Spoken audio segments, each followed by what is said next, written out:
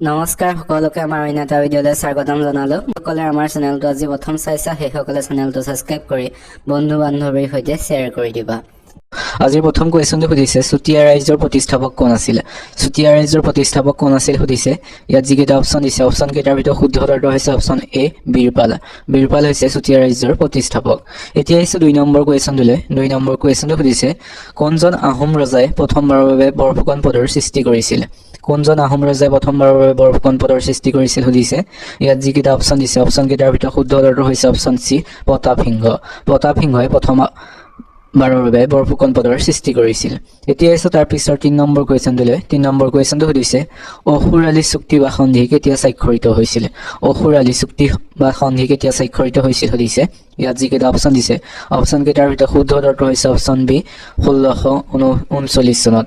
1639 চনত অসুৰ আলি সন্ধি বা চুক্তি স্বাক্ষৰিত হৈছিল। এতিয়া আহিছো তাৰ পিছৰ অৰ্থাৎ 4 নম্বৰ কুৱেশ্যনটোলৈ। 4 নম্বৰ কুৱেশ্যনটো সুধিছে কোনজন আহোম ৰজাক নৰিয়া ৰজা বুলিও জনা গৈছিল? কোনজন আহোম ৰজাক নৰিয়া ৰজা বুলিও জনা গৈছিল সুধিছে। ইয়াত যিকেইটা অপশ্যন দিছে অপশ্যন কেইটাৰ ভিতৰত শুদ্ধ উত্তৰটো হৈছে অপশ্যন ডি চুটিংফা। চুটিংফাক নৰিয়া ৰজা বুলিও জনা গৈছিল। এতিয়া আহিছো তাৰ পিছৰ 5 নম্বৰ কুৱেশ্যনটোলৈ। 5 নম্বৰ কুৱেশ্যনটো সুধিছে মিৰ জুমলাৰ আক্ৰমণৰ সময়ত আহোম ৰাজবংশৰ ৰজা কোন আছিল? মিৰ জুমলাৰ আক্ৰমণৰ সময়ত আহোম ৰাজবংশৰ ৰজা কোন আছিল সুধিছে। ইয়াত যিকেইটা অপশ্যন দিছে অপশ্যন কেইটাৰ ভিতৰত শুদ্ধ উত্তৰটো হৈছে অপশ্যন এ জয়ধ্বজ সিংহ। জয়ধ্বজ সিংহ আছিল সেই সময়ৰ আহোম ৰজা যি সময়ত মিৰ জুমলাই আক্ৰমণ কৰিছিল। এতিয়া আছে তাৰ পিছৰ অৰ্থাৎ 6 নম্বৰ কুৱেশ্যনটোলৈ। 6 নম্বৰ কুৱেশ্যনটো সুধিছে অসম সাহিত্য সভাৰ দ্বিতীয়জন সভাপতি কোন আছিল? অসম সাহিত্য সভাৰ দ্বিতীয়জন সভাপতি কোন আছিল সুধিছে। ইয়াত যিকেইটা অপশ্যন দিছে অপশ্যন কেইটাৰ ভিতৰত শুদ্ধ উত্তৰটো হৈছে অপশ্যন এ চন্দ্ৰধৰ বৰুৱা। চন্দ্ৰধৰ বৰুৱা আছিল অসম সাহিত্য সভাৰ তেখেত দ্বিতীয়জন সভাপতি আৰু দ্বিতীয়খন সভা অনুষ্ঠিত হৈছিল অসম সাহিত্য সভাৰ গোৱালপাৰাত 1918 চনত। এতিয়া আহিছো তাৰ পিছৰ কুৱেশ্যনটোলৈ। তাৰ পিছৰ কুৱেশ্যনটো সুধিছে জ্ঞান মালিনীৰ কবি বুলি কাক জনা যায়? জ্ঞান মালিনীৰ কবি বুলি কাক কোৱা হয় সুধিছে। ইয়াত যিকেইটা অপশ্যন দিছে অপশ্যন কেইটাৰ ভিতৰত শুদ্ধ উত্তৰটো হৈছে অপশ্যন চি মফিজউদ্দিন আহমদ হাজৰিকা। মফিজউদ্দিন আহমেদ হাজৰিকাক জ্ঞান মালিনীৰ কবি হিচাপে জনা যায়। এতিয়া আহিছো 8 নম্বৰ কুৱেশ্যনটোলৈ। 8 নম্বৰ কুৱেশ্যনটো সুধিছে বাউলী কবি বুলি কাক কোৱা হয়? বাউলী কবি বুলি কাক কোৱা হয় সুধিছে।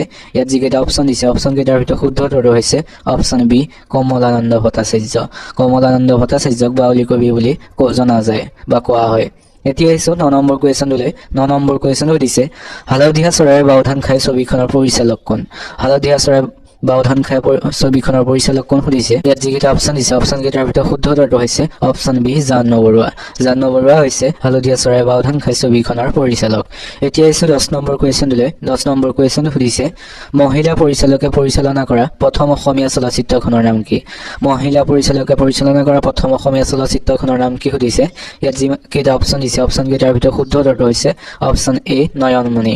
নয়নমণি হৈছে মহিলা পৰিচালকে পৰিচালনা কৰা প্ৰথমখন অসমীয়া চলচ্চিত্ৰ আৰু এইখন পৰিচালনা কৰিছিল সুপ্ৰভা দেৱীয়ে।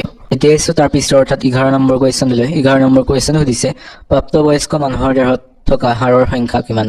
প্ৰাপ্তবয়স্ক মানুহৰ দেহত থকা হাড়ৰ সংখ্যা কিমান সুধিছে।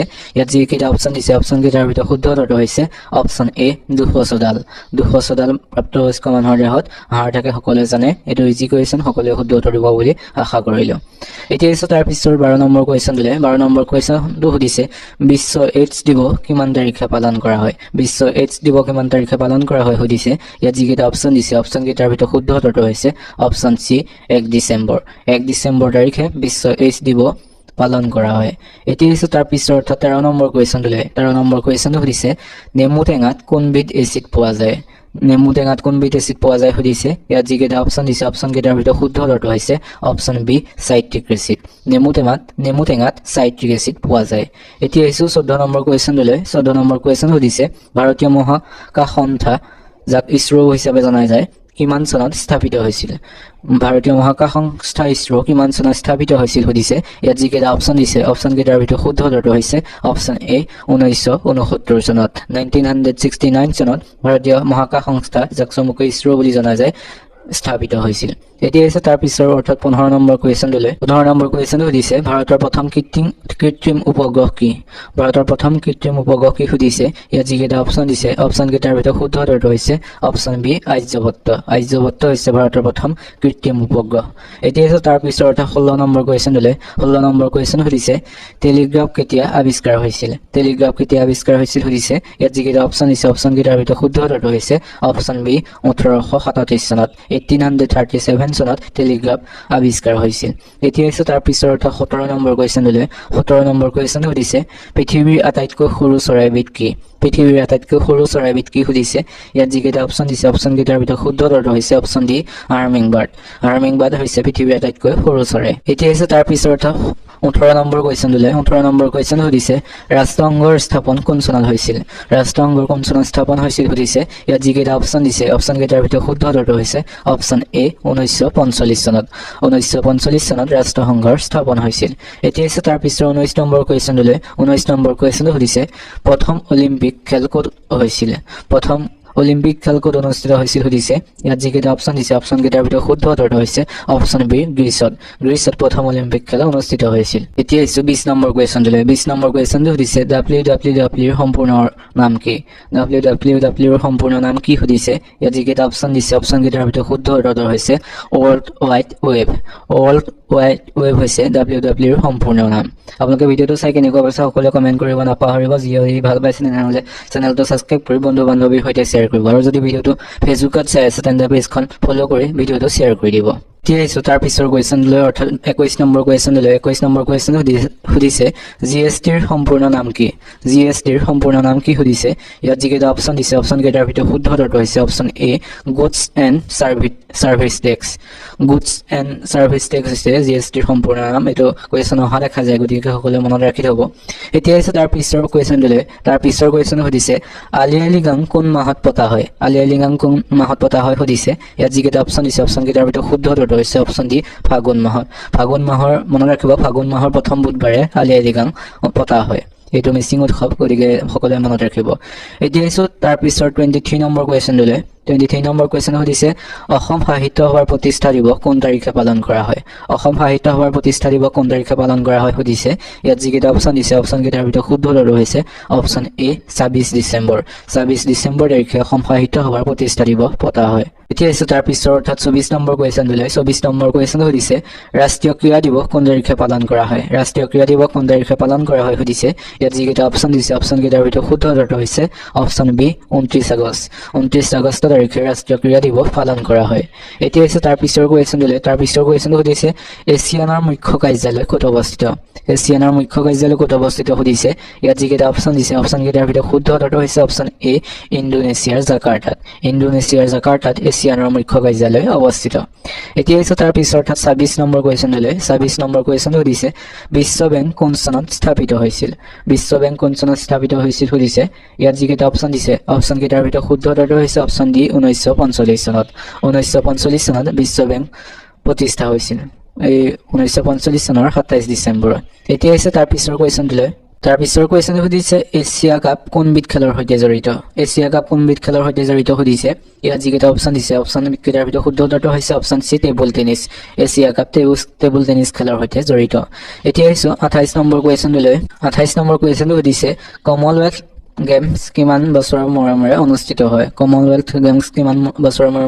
হয় সুধিছে ইয়াত যিকেইটা অপশ্যন দিছে অপশ্যন কেইটাৰ ভিতৰত শুদ্ধ উত্তৰটো হৈছে অপশ্যন এ 4 বছৰৰ মূৰে কমনৱেলথ গেমছ অনুষ্ঠিত হয় সকলোৱে জানে এইটো এতিয়া হৈছে তাৰ পিছৰ 29 নম্বৰ কুৱেশ্যনটো সুধিছে বাইচাইকেলৰ আৱিষ্কাৰক কোন সুধিছে ইয়াত যিকেইটা অপশ্যন দিছে অপশ্যন কেইটাৰ ভিতৰত শুদ্ধ উত্তৰটো হৈছে অপশ্যন এ জন ডেনিছ হৈছে বাইচাইকেলৰ আৱিষ্কাৰক সকলোৱে মনত ৰাখিব এতিয়া আহিছো তাৰ পিছৰ অৰ্থাৎ 30 নম্বৰ কুৱেশ্যন সুধিছে দক্ষিণ কোৰিয়াৰ মুদ্ৰাৰ নাম কি সুধিছে ইয়াত যিকেইটা অপশ্যন দিছে অপশ্যন কেইটাৰ ভিতৰত শুদ্ধ উত্তৰটো হৈছে অপশ্যন এ অউন হৈছে দক্ষিণ কোৰিয়াৰ মুদ্ৰাৰ নাম এতিয়া হৈছে তাৰ পিছৰ 31 নম্বৰ কুৱেশ্যন সুধিছে পৃথিৱীৰ বৃহত্তম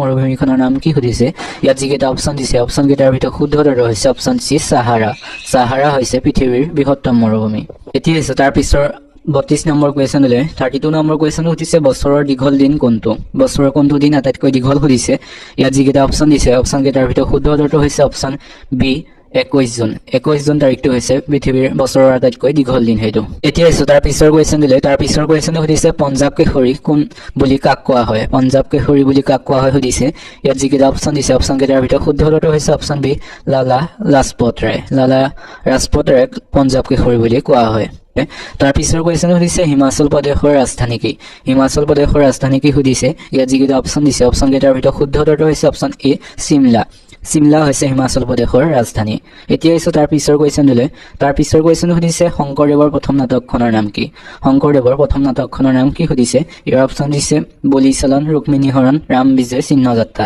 এই অপশ্যন কেইটাৰ ভিতৰত শুদ্ধ উত্তৰটো হৈছে অপশ্যন ডি চিহ্নযাত্ৰা চিহ্নযাত্ৰা হৈছে শংকৰদেৱৰ প্ৰথম নাটক এতিয়া আহিছো তাৰ পিছৰ অৰ্থাৎ 36 নম্বৰ কুৱেশ্যন দিলে 36 নম্বৰ কুৱেশ্যন সুধিছে তলাতল ঘৰ কোনে নিৰ্মাণ কৰিছিল তলাতল ঘৰ কোনে নিৰ্মাণ কৰিছিল সুধিছে ইয়াত যিকেইটা অপশ্যন দিছে অপশ্যন কেইটাৰ ভিতৰত শুদ্ধ উত্তৰটো হৈছে অপশ্যন চি ৰাজেশ্বৰ সিংহই তলাতল ঘৰ নিৰ্মাণ কৰিছিল এতিয়া আহিছো 37 নম্বৰ কুৱেশ্যন দিলে 37 নম্বৰ কুৱেশ্যন সুধিছে কোন চনত মহাত্মা গান্ধী অসমলৈ আহিছিল কোন চনত মহাত্মা গান্ধী অসমলৈ আহিছিল সুধিছে ইয়াত যিকেইটা অপশ্যন দিছে অপশ্যন কেইটাৰ ভিতৰত শুদ্ধ উত্তৰটো হৈছে অপশ্যন এ 1921 চনত মহাত্মা গান্ধী অসমলৈ আহিছিল এতিয়া আহিছো 38 নম্বৰ কুৱেশ্যন দিলে 38 নম্বৰ কুৱেশ্যন সুধিছে নামদফা ৰাষ্ট্ৰীয় উদ্যান ক'ত অৱস্থিত নামদফা ৰাষ্ট্ৰীয় উদ্যান কোনখন ৰাজ্যত অৱস্থিত সুধিছে ইয়াত যিকেইটা অপশ্যন দিছে অপশ্যন কেইটাৰ ভিতৰত শুদ্ধ উত্তৰটো হৈছে অপশ্যন বি অৰুণাচল প্ৰদেশত নামদফা ৰাষ্ট্ৰীয় উদ্যানখন অৱস্থিত এতিয়া আহিছো তাৰ পিছৰ অৰ্থাৎ 39 নম্বৰ কুৱেশ্যন দিলে 39 নম্বৰ কুৱেশ্যন সুধিছে উত্তৰ পূব সীমান্ত ৰেলৱে কিমান চনত স্থাপন হৈছিল উত্তৰ পূব সীমান্ত ৰেলৱে কিমান চনত স্থাপন হৈছিল সুধিছে